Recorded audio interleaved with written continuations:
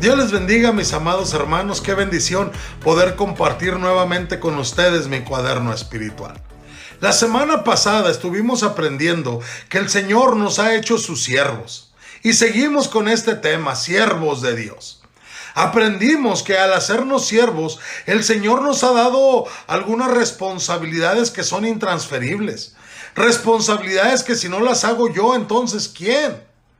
El tema de esta semana es ¿quién es el mayor? El pasaje de hoy está en Primera de Pedro, capítulo 5, versículo 5, donde dice: igualmente jóvenes, sujetaos a los ancianos, y todos sujetaos unos a otros, y vestidos de humildad, porque Dios resiste a los soberbios, y da gracia a los humildes. En este pasaje, Dios nos está enseñando algunas características de un verdadero siervo de Dios. Y la primera característica que podemos ver aquí es la sujeción. Dice: igualmente jóvenes, estad sujetos a los ancianos. En el capítulo 5, versículos 1 al 4, Pedro se estaba dirigiendo a los líderes de la iglesia, pero ahora él se vuelve a la congregación. Así como los pastores se sujetan al gran pastor, así también el rebaño debe sujetarse a sus pastores. Y la actitud fundamental en la vida de los creyentes debe ser la sumisión. Y aunque nadie está exento de la exhortación de Pedro de que todos deben sujetarse a los ancianos, él se dirige específicamente a los jóvenes.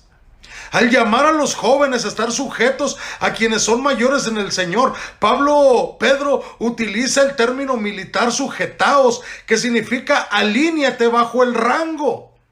El apóstol llama a todos a la iglesia a dejar a un lado el orgullo, ese orgullo de promoción personal, y colocarse de una manera voluntaria y respetuosa bajo el liderazgo de sus pastores. Está claro que los ancianos se refiere a los líderes espirituales, los pastores y ancianos, y no solamente a los creyentes más ancianos.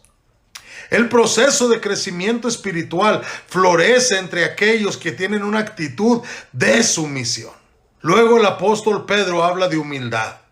Dice: y todos sujetaos unos a otros y vestidos de humildad, porque Dios resiste a los soberbios y da gracia a los humildes. Puesto que el que de verdad es humilde, y solo el humilde se somete siempre, los dos mandatos de Pedro abarcan a todos los creyentes. Él dice: vístanse.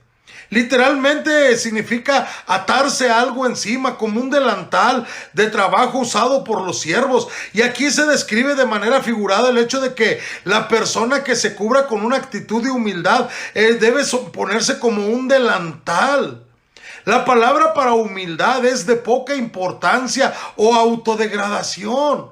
Esto habla de alguien que sirve voluntariamente, incluso en las tareas más bajas. Tal vez incluso más que hoy, la humildad no era una característica admirada en el mundo del primer siglo. Las personas veían la humildad como debilidad o cobardía para ser tolerada únicamente por los esclavos. El problema es que Pedro, cuando escribió esto recordaba cuando Cristo se ciñó una toalla y lavó los pies de los discípulos, incluso los del mismo apóstol. Y a fin de reforzar esta exhortación acerca de la humildad, Pedro citó Proverbios 3:34.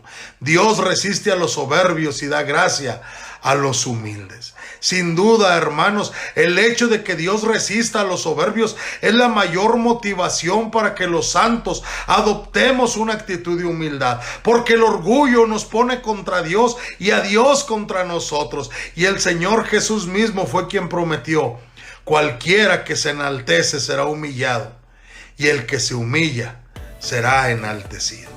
No busques el primer lugar, ese ya lo tiene el Señor. Que el Señor te bendiga.